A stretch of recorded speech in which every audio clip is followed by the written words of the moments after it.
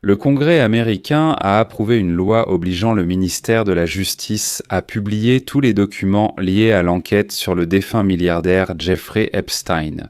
Aujourd'hui, le Sénat, après la Chambre des représentants, a voté pour publier ces dossiers. De plus, le Sénat américain a accepté d'approuver le projet de loi sur la publication des dossiers Epstein selon une procédure unanime, qui ne prévoit même pas de vote supplémentaire en séance. Quant à la Chambre des représentants, elle a approuvé la veille le projet de loi presque à l'unanimité, un seul membre du Congrès ayant voté contre. Le plus important et intéressant commence maintenant. Le document est désormais officiellement approuvé par le Congrès et transmis au président Donald Trump pour signature. Trump avait précédemment promis de signer le document sans délai. Mais les experts assurent qu'il ne faut pas se réjouir trop vite.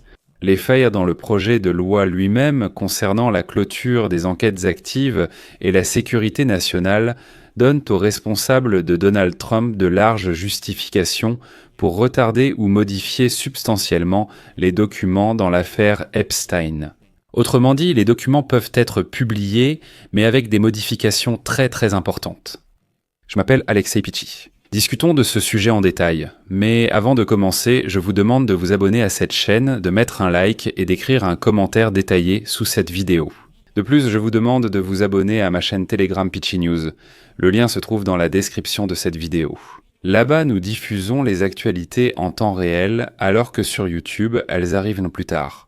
De plus, si vous souhaitez soutenir le travail de cette chaîne YouTube, vous pouvez le faire via n'importe quel don ou un abonnement payant de sponsor en utilisant les liens et les coordonnées.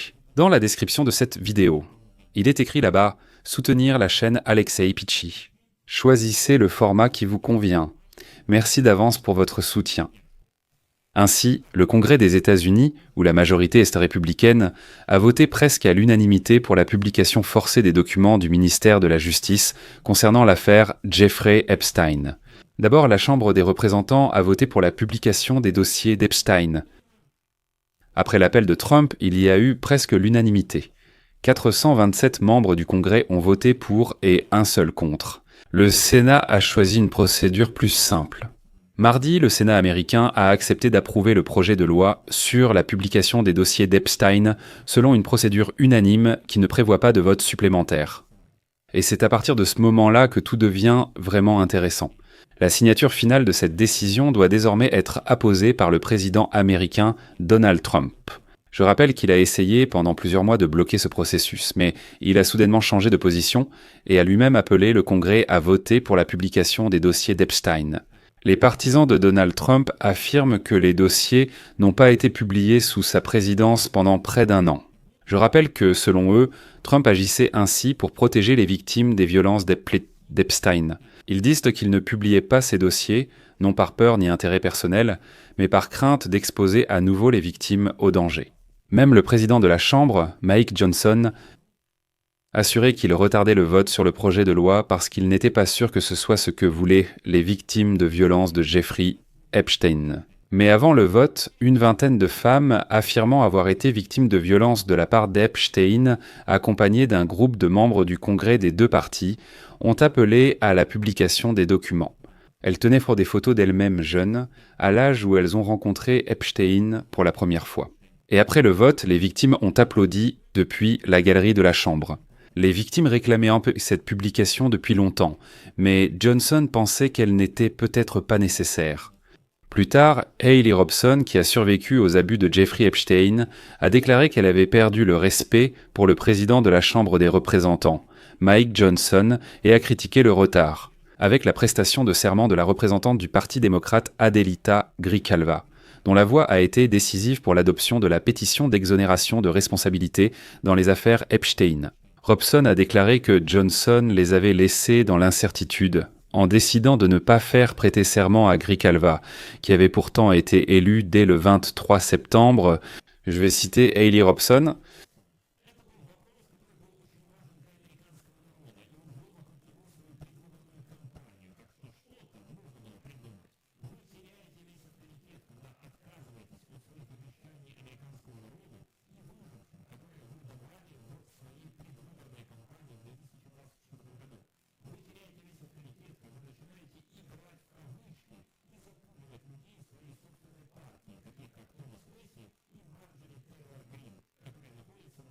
Haley Robson a déclaré que Johnson les avait laissés dans l'incertitude en décidant de faire prêter serment à Grijalva, dont le rôle était déterminant dans l'adoption de la pétition pour la libération. Robson a affirmé que Johnson avait laissé les représentants dans l'incertitude lors de la prestation de serment de Mike Johnson. Et elle a critiqué le retard dans la prestation de serment de Grijalva, dont le rôle était déterminant pour l'adoption de la pétition sur la levée de la responsabilité dans l'affaire Epstein.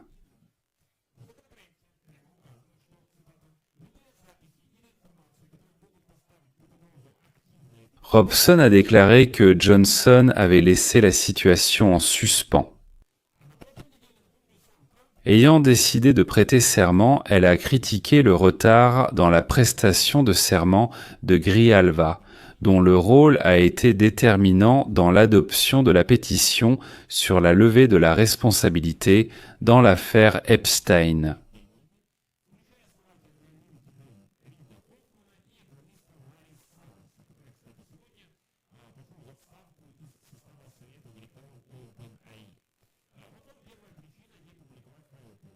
L'enquête est en cours. Le ministère de la Justice refuse de communiquer les dossiers pour ne pas nuire à l'enquête. Eh bien, Trump lui-même peut encore opposer son veto au projet de loi. Et s'il ne le fait pas, il convient de rappeler que, par le passé, des juges ont déjà bloqué la divulgation de dossiers judiciaires liés aux enquêtes concernant Epstein et sa complice Ghislaine Maxwell. Le grand jury du tribunal interdisait de montrer au public certaines parties des documents, et il peut le faire encore aujourd'hui. Et voici le plus intéressant. Selon le projet de loi adopté par le Congrès, le ministère de la Justice peut ne pas divulguer d'informations secrètes, y compris toute information devant être gardée confidentielle pour des raisons de défense nationale ou de politique étrangère. Sous cette formulation vague de défense nationale et de politique étrangère, on peut inclure tout ce qu'on veut. Par exemple, on peut dire que certaines informations, des informations provenant des dossiers d'Epstein, pourraient nuire aux relations des États-Unis d'Amérique avec d'autres pays. Et dans le projet de loi, il est également précisé que le procureur général, je cite, peut retenir ou modifier les documents qui contiennent ce qui suit: les noms des victimes, les dossiers médicaux et les informations d'identification, les documents contenant des scènes de violences sexuelles sur des enfants, des images de mort, de violences ou de blessures, et je cite, toute information secrète,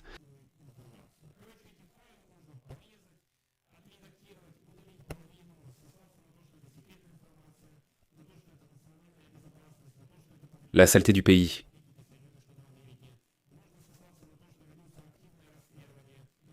Saint, car